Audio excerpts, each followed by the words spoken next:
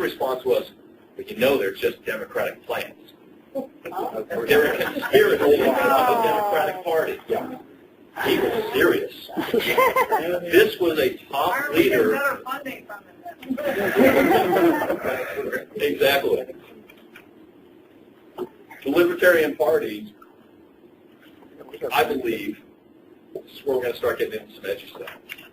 I think one of the frustrations that, that the Libertarian Party membership and supporters of libertarian ideals, like myself, is that we're trying to change a system back to constitutional self-government by a process that's been defined unconstitutionally. Political parties exist nowhere in the Constitution. Nowhere in any of the Federalist Papers, any of the formational things, Declaration of Independence, Declaration of Arms. How many know about the Declaration of Arms? It was the original declaration by our Continental Congress. It was released a full year before the Declaration of Arms, the Declaration of Independence. Now, the Declaration of Independence is a political document. It was our case pleading before the jury of the world why it was just and our cause was right for them to support and to not join sides with England to suppress us. It was a political document. The Declaration of Arms from July 5th, 1775, adopted in Philadelphia by our Continental Congress, was a beautiful, passionate, articulate document to the ideals of self-liberty and freedom, the importance of property rights, of gun ownership, of the necessity for posterity's sake to be willing to die for those freedoms. I often wonder why that document is taught in schools. I'll tell you, in my house, July 5th is when we light our fireworks. And every time that I go before school groups, I'm talking about the Declaration of Arms. In that document alone is the articulation of what you all have adopted into your statements of principles and Libertarian Party's platform. It's right there. It's the Constitution. It's the ideals behind the Constitution, the formation of government, the structure that is set up to validate and protect our individual liberties and mutual protection are articulated there in a way that no other document I've ever read, other than some speeches like "Give me liberty, give me death." That always gets quoted in the schools. How many schools quote the first part of that speech? So they talk about the military forces amassing off our shores. Are they a sign of love? Is this the action of a king who loves his people? Can we apply that to our federal government today? Are the expansions of powers and the arming of the EPA can raid you now with M16s and M4s? Are these the actions of a government that loves and trusts the people? In that speech, he said, these cannons could they be pointed at anyone other than us? How else are we to interpret it? The second half of that speech is taught in every school in America. The first half is not. So, let's talk a little bit more about the edgy part. I'm an unaffiliated voter. All of you, in the eyes of power in North Carolina, also are unaffiliated voters right now. In fact, someone joked with me when I said, I said, well, I'm leaving for Hickory. I'm going to be talking to the Libertarian Party State Convention. I said, why are you wasting your time with them? Wow. It says a lot, doesn't it? That attitude prevails. Go back to what I said about the high-up Republican person who said, well, they're just a Democratic conspiracy. Wasting your time with them.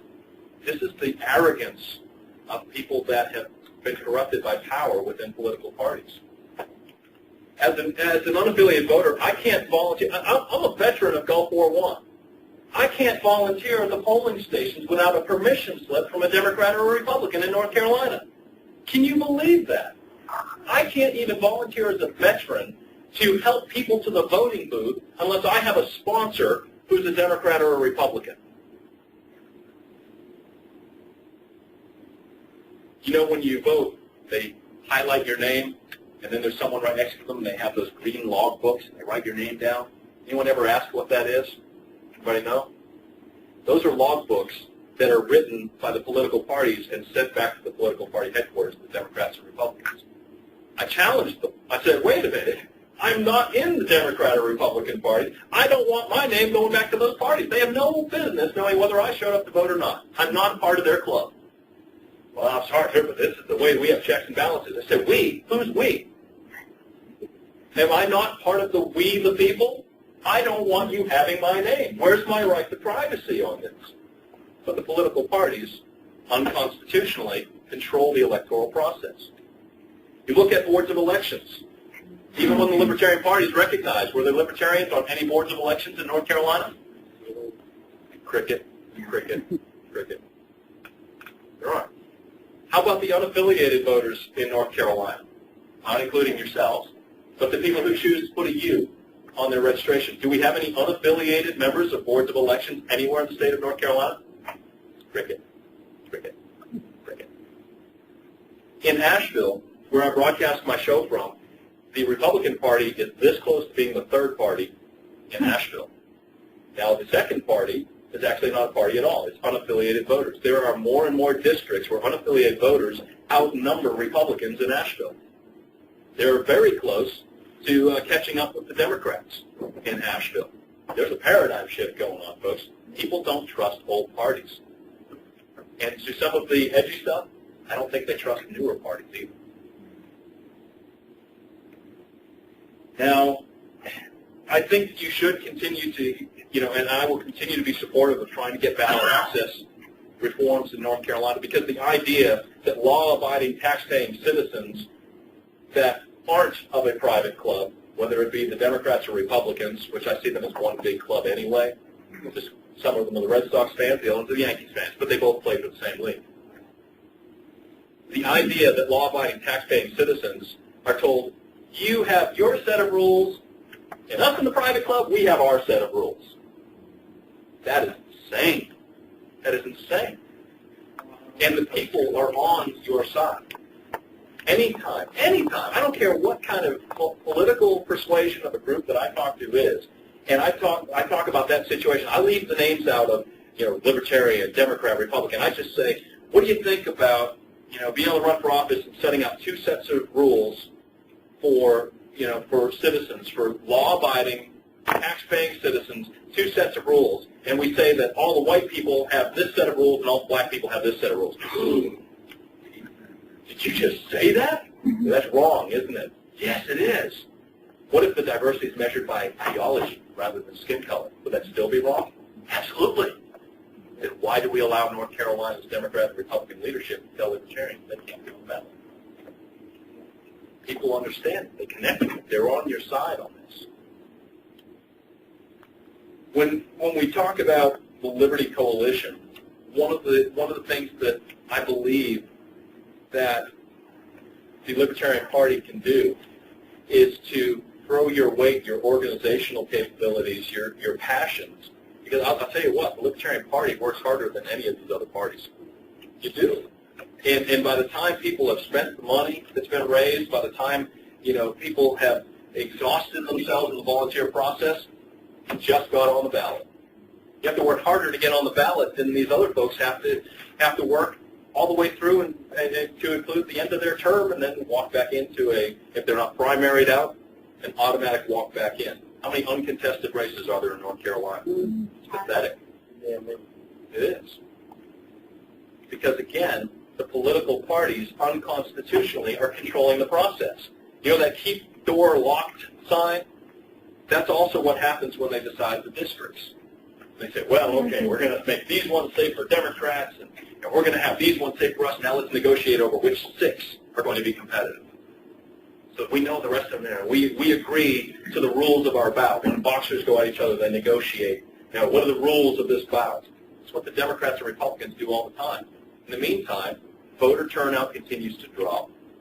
Voter apathy continues to increase.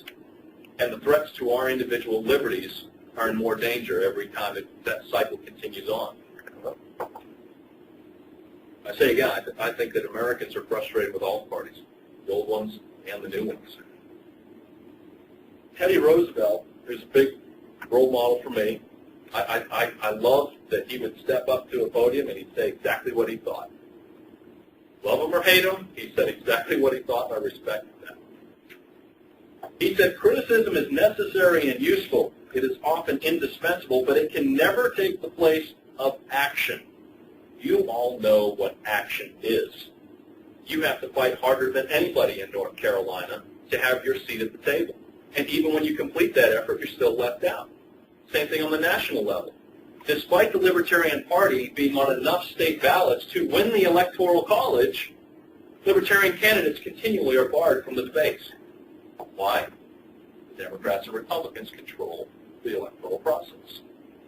They say, well, they're not they don't have a legitimate opportunity to win. They don't have a chance of winning. They only have 4% support, 2% support, 1% support.